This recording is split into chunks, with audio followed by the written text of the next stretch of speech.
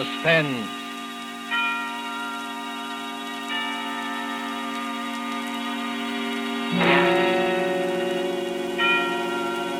This is the man in black, here again to introduce Columbia's program, Suspense. Heading our starring Hollywood cast this evening is Mr. Richard Dickson, who appears as a United States naval officer who found himself in a remarkable predicament on what should have been an uneventful flight from New York to Philadelphia. As fellow passengers aboard the airliner are Miss Gale Page as a girl named Monica and Mr. Montagu Love, who plays that aged and domineering millionaire Silas Naylor. A story by John Dickson Carr called Death Flies Blind is tonight's tale of suspense. If you have been with us on these Tuesday nights, you will know that suspense is compounded of mystery and suspicion, dangerous adventure. In this series are tales calculated to intrigue you, to stir your nerves, to offer you a precarious situation and then withhold the solution until the last possible moment. And so it is with Death Flies Blind and the performances of Richard Dix, Gale Page, Montagu Love, and our other players, we again hope to keep you in suspense.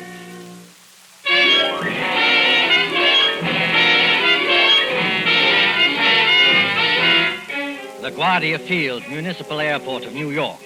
LaGuardia Field, vast behind its white buildings.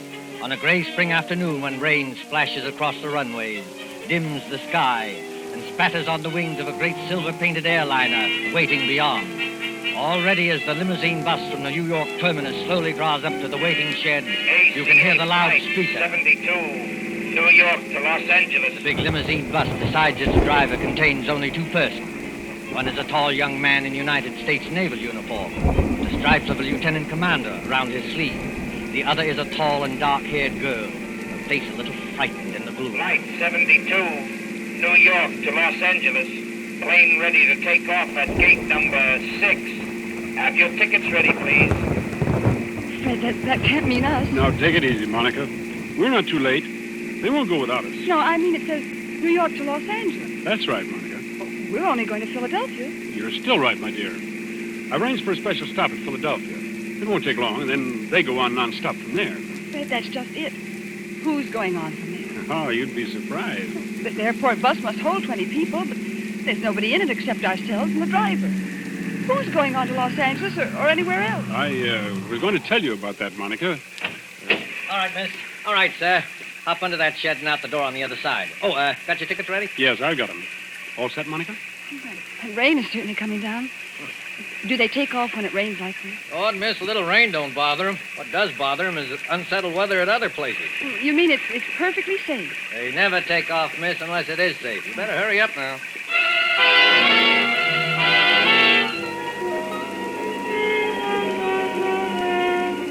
There's the plane, Monica. Shall we run for it? Fred, I'd rather not run if you don't mind. Aren't getting nervous, are you? No. I know it's stupid of me.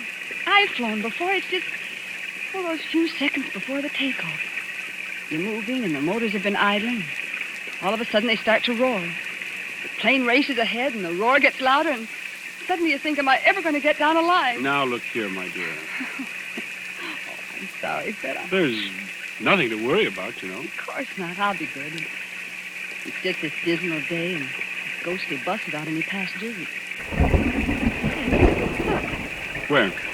At the plane. They've got all the windows covered inside with little gray curtains. Oh, that's all right, Monica. It's only a wartime measure. Wartime measure? Yes. Must keep those curtains closed for some minutes after taking off and before landing. So no one can make maps or take pictures of our airports.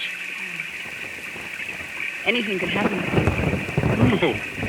And what's more, if you're worried about your fellow passengers, look over your shoulder. Well, there are some people coming through the gate. Yes, you see the little gray-haired man with the big fellow on each side of him? The secretary dashing around him like a destroyer in a convoy? You know, I've seen that gray-haired man somewhere before. You've seen his picture. That's Silas Naylor, the third richest man in the world. Those two big fellows are his bodyguard. Does he need a bodyguard? Well, not more than most of us, I imagine. Fred, I don't like it. Oh, nonsense, my dear. Come on now, up the steps of the plane. Give your name to the air hostess at the door. That's it. Good afternoon, miss. May I have your name, please? I'm Monica Vail. You're the air hostess? That's right, Miss Vail. Take any seat you like. And you, sir? Onslow, Lieutenant Commander Fred Onslow. Oh, yes, Commander. We've had instructions about you. Happy to have you with us, even if it's only as far as Philadelphia. Thank you. May I take your overcoat or your briefcase? Only the overcoat, please. I'll keep the briefcase. Friend, look there. What is it now? That man you called Mr. Naylor's secretary. Light-haired man, rather good-looking. He's sprinting towards this plane as fast as he can run. Well, he'd better be careful on that slippery surface. He certainly has. Look out, man. Look out, man. Watch your step. Look out. Well, are you all right? Here, let me help you up. I'm all right, thanks. Perfectly all right. Air hostess. Yes, sir. My name is Michael Shepard. I'm Mr. Naylor's secretary, and I think there must be some mistake here. Mistake, sir? Yes. When Mr. Naylor travels, he's in the habit of booking every seat in the plane to ensure privacy. We seem to have 2 extra passengers. Well, I'm afraid that's my fault, Mr. Shepard. Indeed, sir. Then would you and the young lady be good enough to take some later flight? I'm sorry. I'm afraid I can't do that. No, and why not? Maybe I ought to explain, Mr. Shepard, that Commander Onslow had last-minute orders to join his ship. He and Miss Vail have priority as far as Philadelphia. Philadelphia. Must we stop there? Only for a few minutes, Mr. Shepard. This is outrageous. Mr. Naylor is traveling, in a sense, on government business. Well, so am I, old man. The Navy often does. That doesn't alter the principle of the thing. I don't want to seem ungracious, you understand. Mr. Naylor is always glad to help our brave soldiers and sailors. For the love of Mike. Now, choir will now sing hymn number 242. Now the gorgeous But this rite. time you've gone too far. I shall appeal to Mr. Naylor himself. Mr. Naylor. Yes, Mr. Shepard, I can hear you. What is it? This naval officer, sir, and the young lady. Oh, I know, Shepard, I know. Isn't the plane big enough for all of us? I was only following your orders, Mr. Naylor. You asked for privacy. All right, Shepard. What I'm asking for now is less noise. The lieutenant commander in the Navy, eh? That's right, Mr. Naylor. Off on another fishing trip, I suppose. That's just exactly right, sir. Ever have dyspepsia? No, never. Well, I had. 20,000 a year I pay doctors. And what do they give me? This stump. I'm not surprised you got priority, Commander, but I am a little surprised about the girl. She's my fiancée. Mr. Naylor, Miss Vail. Meet the rest of my family. These 2 bruisers here, including the one with the mouth organ, are my bodyguard, Mr. Cohen. I'm pleased to meet you, Commander. How do you do? This is Mr. O'Reilly. Glad to know you, Commander. How are things going? Hey, Cohen, don't you ever get tired of playing that mouth organ? Stand away from the door. They want to close it. Will everyone please take your seats and fasten the seatbelts? Are we ready to take off? Yes, in just a moment. Shepard. O'Reilly. Cohen. Come along to the front of the plane. Yes, sir. Oh, we'll sit in the back here, won't we, Fred? Yes, of course. Fred, is anything wrong? No, of course not. Why, what could be wrong? Then you'd better sit down. We're starting to move. That's good advice, Commander Onslow. But I must ask you, Miss Vail, not to touch the curtain on the window. Oh. How soon before we can open the curtain? As soon as we're well away from New York. You see that illuminated sign, no smoking, fasten seatbelts? Yes. What about it? When the lights in the sign go out, you can open the curtain. And smoke as much as you like. Now, if you'll excuse me. Certainly. You needn't try to fool me, Fred Onslow. I saw you. You saw what? I saw you pick up that scrap of paper one of those men dropped. Why, that wasn't anything, Monica. May I see the paper? No. Why not? Well, because I'd rather you didn't see it, that's all. There is something wrong, isn't there? Look, Monica, let me repeat over and over, what could be wrong? Why, there's Silas Naylor, an internationally famous figure, with a group of trusted attendants. Here's an ACA plane as safe and dependable as the old gray mare. All the same, All the same what? I wish I hadn't brought you along. I wish there was some kind of an emergency cord, like a train, so that you could stop this plane whenever you have. We're on our way.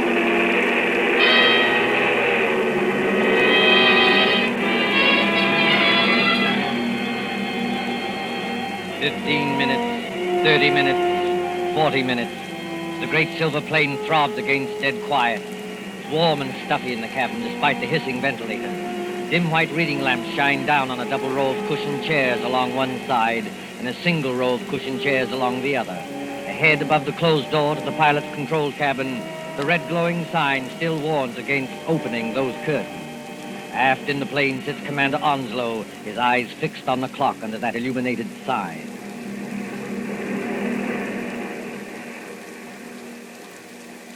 Monica, Yes? What? it's not exactly all right. Fred, why do you say that? Because we should have been in Philadelphia 5 minutes ago. At least we should have been circling over the field. And we're not? No. But we're still 10 or 12,000 feet up if the pressure on my eardrums count for anything. And traveling like a bat out of Hades. Weather's delaying us, I guess, huh? Maybe it is. Awfully bumpy, isn't it? Yes, a little. Makes you gasp for breath and your stomach churns. That was a bad one. Not getting airsick, are you? I don't think so. I wish I had some of that chewing gum they give you. A ring for the air hostess. She'll bring you some. I did ring the bell, Fred, and there's no answer. Oh, she's busy in the pantry back there, that's all. She didn't hear you. Here, I'll get you some gum. No, wait, I'll go. Sure you're all right? I want a powder my nose anyway. Besides, you're going to have company. Our Mr. Shepherd is weaving along this aisle as though he didn't like air pockets either. Well, thank the Lord one of that party's awake up there. I thought they were all dead. Don't say that. Say what? Dead. That spooky plane with everything so quiet and dead itself. Remember how the pilot walked through a while ago and looked around and walked right back to the control cabin again? No, I didn't notice him. Oh, that's what I mean. It was like a ghost. I'll be right back. Say, Commander Onslow, Yes, Mr. Shepherd? mind if I sit down? Not at all. Go ahead. Fact is, Commander, I want to apologize. Oh, that's all right. Forget it. I'm not such an ill-mannered guy as I must have sounded. It's no joke, you know, taking care of the chief. I've got to go ahead like a cyclone, so that everything would be quiet when he gets there. And it's a great responsibility, too. I can imagine. I go on these long trips. There's the chief, half asleep, and O'Reilly reading detective magazines, and Cohen with his mouth organ. Doesn't that mouth organ bother the old boy? No, he likes it. Especially when Cohen plays the old square dances. Chief's a great man in his way. I was just wondering about that. Wondering what? Is it true? Stop me if I'm talking out of turn. Go ahead. We can trust the Navy. Is it true he's offered to design and build, at his own expense, a fleet of underwater cargo boats, submersible freighters, up to 5,000 or 6,000 tons? That'd do away with the submarine menace altogether? Where did you hear that? Oh, just a rumor. Is it true? Yes, it's true enough. You see, Mr. Shepherd, I'm one of the few people who believe that plan is practical. But there must be a lot of people who would like to see Mr. Naylor put out of the way. There are, Commander. Only they can't get at him. You're quite sure of that? Dead sure. Hitler himself isn't better guarded. Why, you could no more shoot or stab or poison the chief than you could... What was that? What happened? Monica? Is anything wrong? Back there? Well, it's all right, sir. It's only a noise in the pantry. We'll see to it. Monica, pull yourself together. What's wrong? It's that air hostess, Miss Lee. Well, what about her? She's lying back in the pantry among the broken dishes with her head all over blood. Somebody beat her over the head and left her there to die. Somebody? Yes, But nobody's gone back to the pantry. Nobody's gone past us except... except the pilot or co-pilot of this plane, remember? Excuse me, Mr. Shepherd. I'm going to open the curtains on that window. Do you think it's wise, Commander? We were told not to. Well, we were told a lot of things. I'll just take the responsibility of... Good Lord! There, Monica. Mr. Naylor! Yes, son. What's up? Draw the curtain on your window and take a look down. If O'Reilly and Cohen have got guns, they better keep them handy. Is that so now? Why? Because we're not flying west. We're over the Atlantic Ocean now and headed straight out to sea.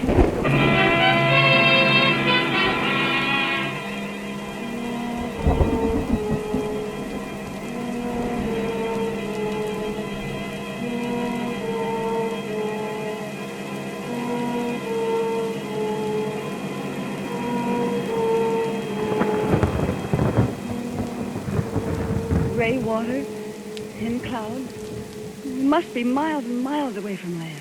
We are miles away from land. Does anybody here know anything about first aid? I do, Commander.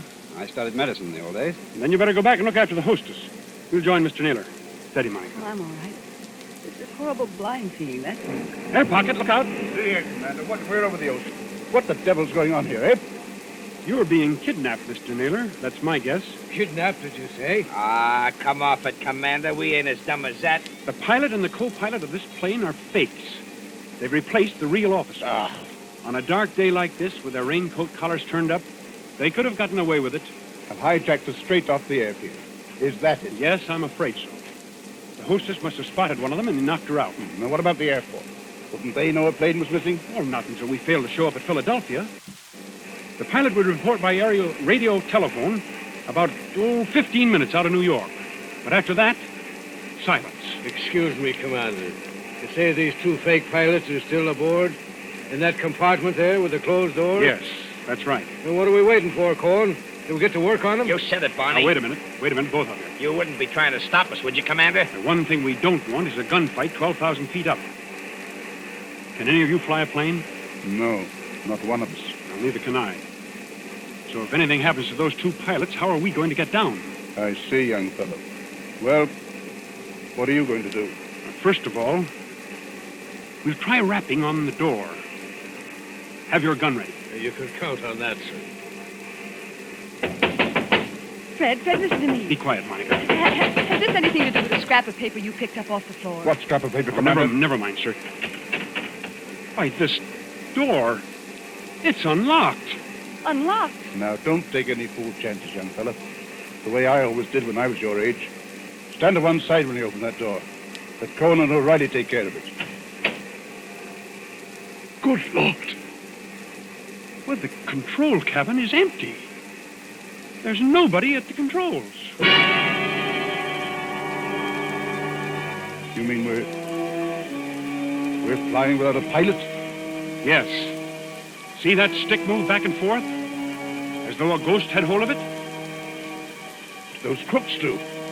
They set the automatic controls. It's a gyroscope attachment that keeps her steady. And then they must have bailed out. And what's going to happen to us? You see, Monica, the fact is... Go on, Fred. Tell me the truth. I'll know if you don't. Well, we'll go on until our gas runs out or until a storm hits us. Then we'll dive into the sea. It's as good a way of killing Mr. Naylor as any. I see, son. Have we got any chance at all? Frankly, I don't know. Wait till I get a look inside of that control cabin. Holy Mother, that's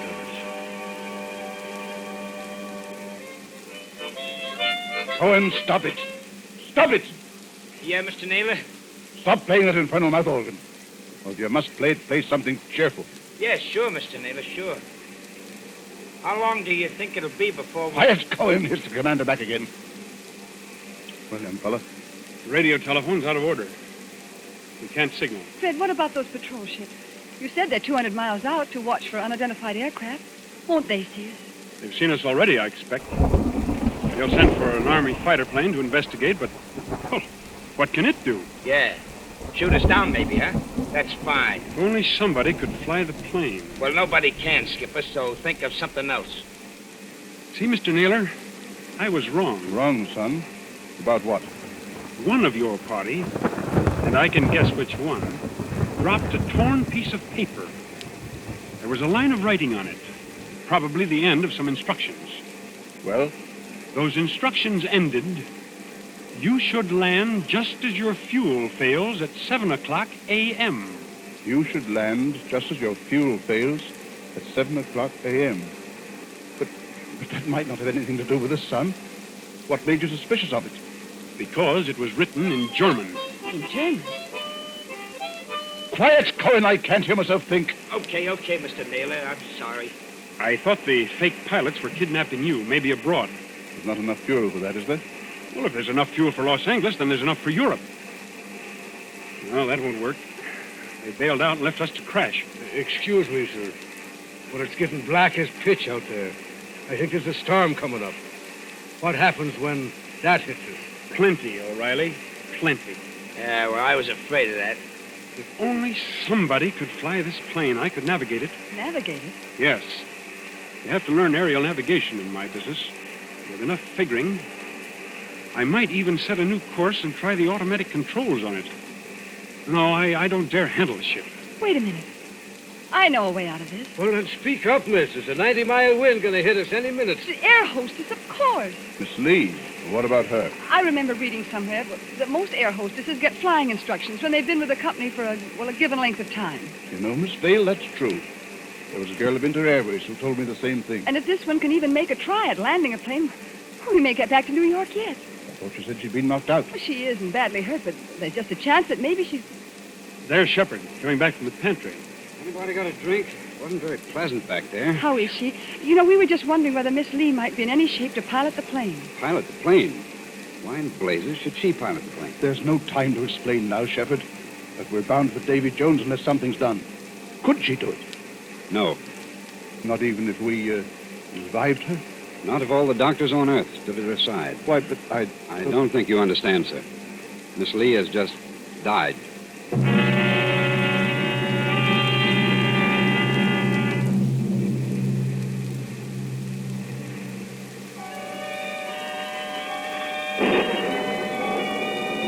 Thin singing of wind above the clouds, then storm with a white eye of lightning at the windows.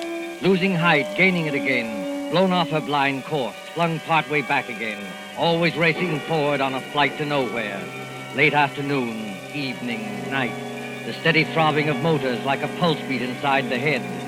Towards morning, the storm dies away. In that dim cabin, there is exhaustion of nerves. The hands of the clock stand at 1:45 in the morning.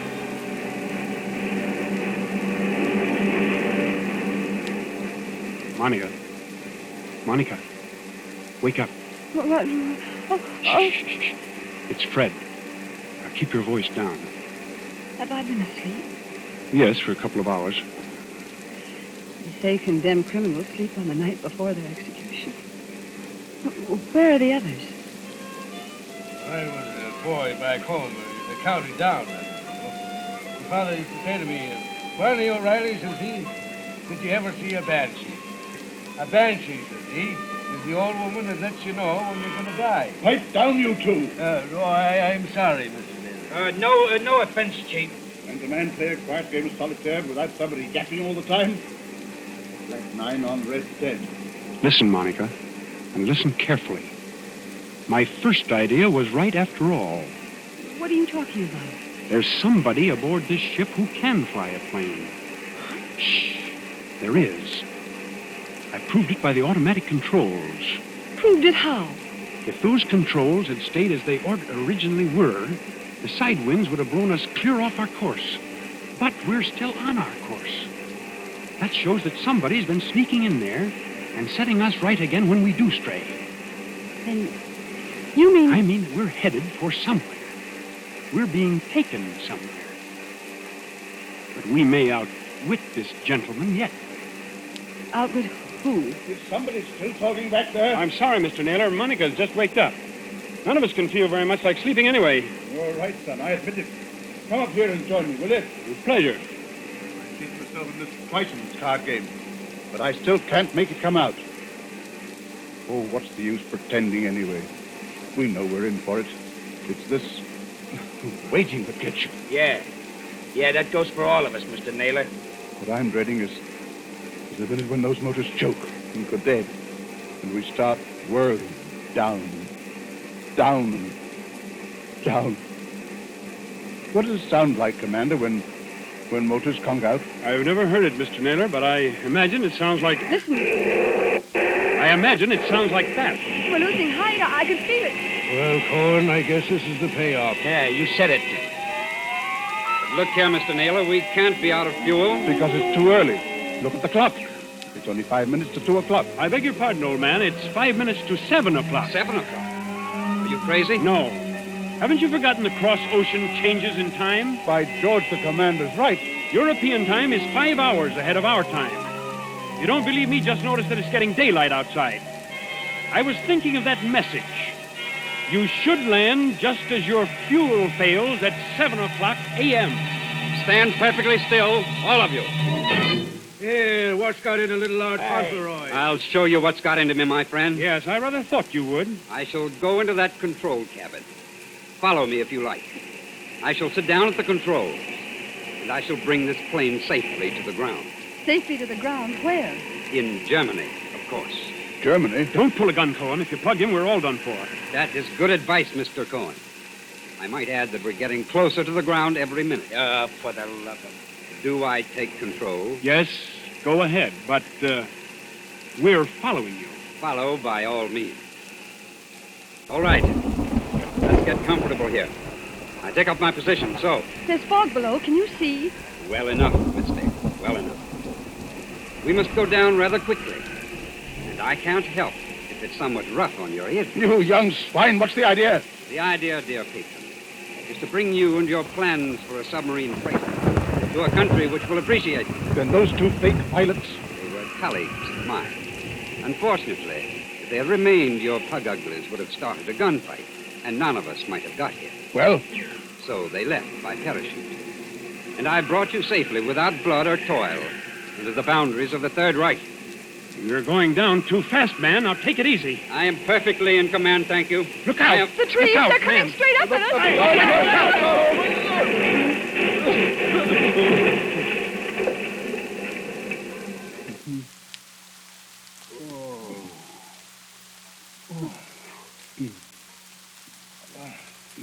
Are you all right, Monica? Are you all right? Yes. Oh, only a bit shaken up. We're all okay here, Skipper. Shall I give this guy the works now before they come to get us? No, don't shoot. Let him alone. That also is good advice. And now, my friends, my mission is ended. I stand up on the pilot's chair. I throw open this glass hatch. And to all Germany, to all the world, I cry. Dies ist das gestohlene Flugzeug im Begriff zu landen auf Feld Nummer 21. Heil Hitler! Well, strike me blind if it ain't another one. Yes, first Rudolph S. and now this bloke. What do you suppose they want over there? English. Why are you speaking English? Why, Cocky? It's an even habit we've got in this country. This isn't England. Oh, yes, it is. Better climb out of here and with your hands up. But it can't be. I followed the course laid down on those instruments. Unfortunately, old man, I altered our course last night. Keep back, Shepard, or you may get a bullet in the head yet. Your instructions were all right, but they didn't tell you about the 5 hours difference in time. When we got to the right navigation point, I let the fuel out of the tanks and made you think we were landing in Germany. You know, there's nothing like having a good Nazi for a taxi driver, is there?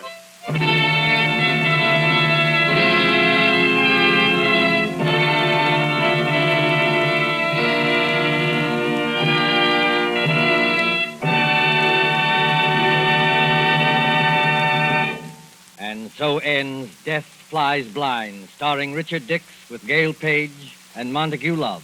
Tonight's tale of Suspense. This is your narrator, the man in black, who conveys to you Columbia's invitation to spend this half hour in suspense with us again next Tuesday, same time, when Mr. Paul Lucas will star in the suspense play called Mr. Markham, Antique Dealer. Ladies and gentlemen, on the following Tuesday, May 18th, Mr. Charles Lawton and Miss Elsa Lanchester will be with us in one of the most famous of Agatha Christie's thrillers, The ABC Murders. William Spear, the producer, Ted Bliss, director, Lud Gluskin and Lucian Mahowick, the conductor and composer, and John Dickson Carr, the author, collaborated on tonight's Suspense.